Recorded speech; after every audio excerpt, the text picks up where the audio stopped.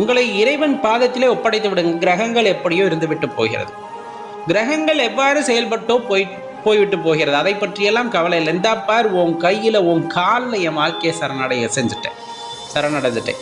இனி நீ என்னை அடிப்பையோ துவைப்பையோ என்னைய சந்தோஷமாக வச்சுப்பையோ எல்லாம் உன் பொறுப்பு.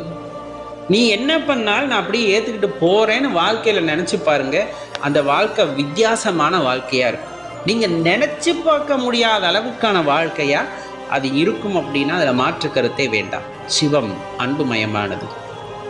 பஞ்சபூதங்களையும் ஓர் உருவாக மாற்றி உனக்கு உடல் கொடுத்திருக்கிறது என்றால், அந்த பஞ்சபூதங்களிலே மாற்றத்தை ஏற்படுத்தி உனது வாழ்க்கையை மாற்ற முடியும் என்றால், இறைவனின் பாதத்திலே நீ சமர்ப்பிக்கின்ற உன் வாழ்க்கையில் அந்த பஞ்சபூதங்களிலே மாற்றத்தை ஏற்படுத்தி உன்னை சந்தோஷமாகவும் வைக்க அந்த சிவத்திற்கு முடியும். அப்படிங்கிறத உணர்ந்து சிவபாதம் சரணடைகின்றோம் அப்படின்னா கண்டிப்பாக வாழ்க்கை